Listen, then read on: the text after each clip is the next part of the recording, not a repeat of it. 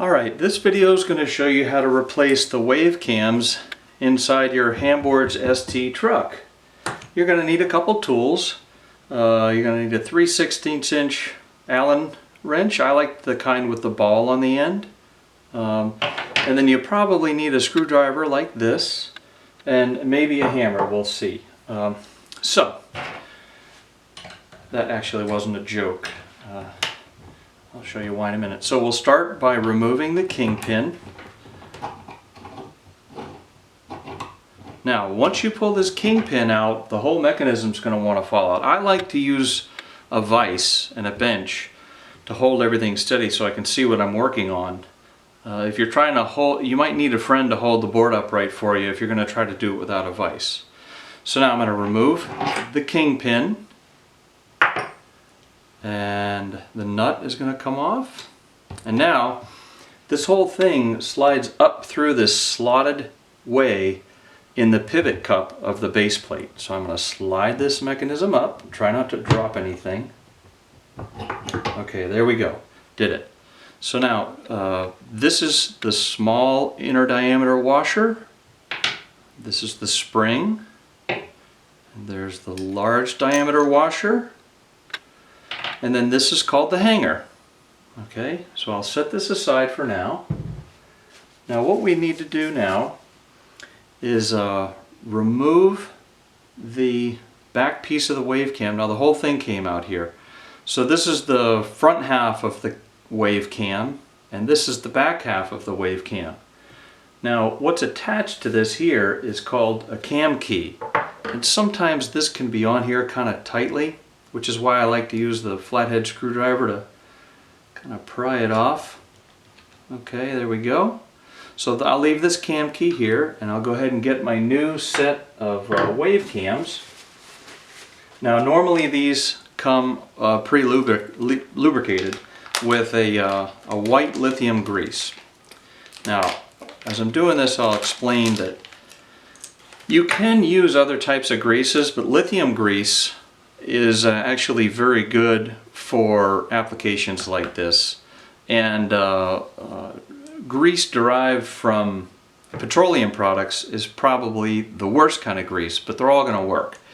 Further, the clear lithium grease is not as good as the white lithium grease. The white lithium grease has some, I believe it's titanium dioxide particles in it that actually, you know, put some pebbles inside in between and help the lubricant be a much better lubricant.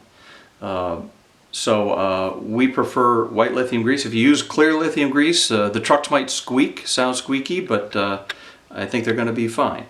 Now, this cam key fits into this side of the Wavecam. And see how this isn't really going on here perfectly? It's going to take a little horsepower to get on. If you can get it on with your hands, that's fine. I think I could probably push this guy on. But if you can't, you can take a hammer and just tap that thing on. Okay, it's not going to break the Wavecam, and it's actually a nice tight interference fit on there. In fact, I think I'll tap that again. It's going to be fine. Okay, now what I'd like to tell you about how this Wavecam works is inside this pivot cup there's a receiver for this cam key. So this part of the Wavecam actually doesn't rotate at all. So there's really no need for lubrication around the outside of this part, but this side of the pivot cup does move. It rotates, and in doing so it compresses the spring and relaxes the spring, etc. And these surfaces are wear surfaces, and also this outer surface of this part of the Wavecam. So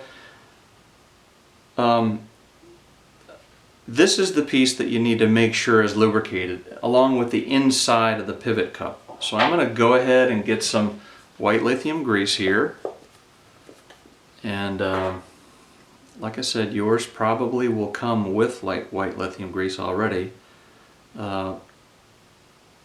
You don't need to use too much, but make sure the inside of this Wavecam is nice and lubricated, and also the outside. Okay. That's more than enough. You probably don't need anywhere near that much. I'm going to go ahead and slide this guy in to the pivot cup. And I'll wipe off my hands with a paper towel. Then I'll go ahead and put this part of the pivot cup back in together, and these pieces, this should slide in here and they should match up nicely. Okay, so now I can go ahead and start to put back together my my hanger. Now this part of the hanger slides down into the Wavecam there, so all the mechanism parts go over here. So you put the large diameter washer on first, then the spring, then the small inner diameter washer, and now the fun part comes where you need some dexterity. Slide this down into that slot. You know, this can be a tight fit too. Might have to jam it in there. I'm going to pull that in. I'm going to set this aside and just go ahead and pull this down in. There we go. Okay, now I'll go ahead and put the small diameter washer in. Get my kingpin back. Now comes the fun part of lining all this stuff up. Oops.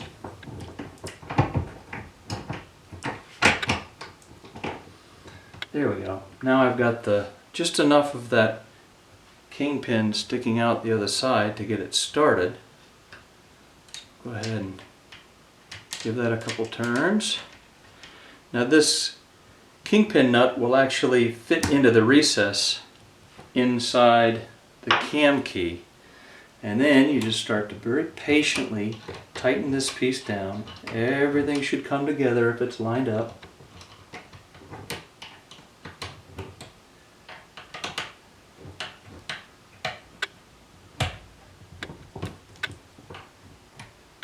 Okay. Remember, these parts are made to have an interference fit, so it's going to feel tight, but you're doing fine. Just give it a wiggle and make sure it seats. Make sure this piece seats down into the Wavecam nicely. Okay, that looks really good. Now we've got it put back together. We can talk about tuning this. So the way this truck is designed, the hanger should contact the base plate over here whenever it hits full extension. So that does. I can hear it click. I don't have to push it too hard. It clicks, and then whenever you bounce it, it kind of bounces back. This is actually pretty good. I might go ahead and give this another little bit of a turn.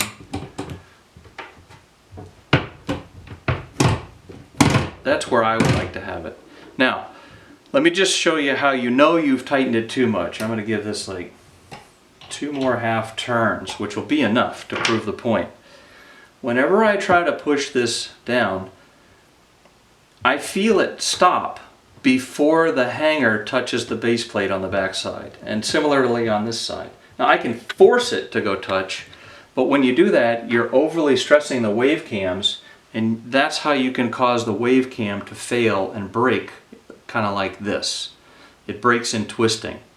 And so this is the most common failure mechanism for these Wavecams, and it's usually because people have overly tightened them. They really shouldn't wear out with proper use. As long as your trucks are tuned properly, unless you get dirt in there, it really shouldn't.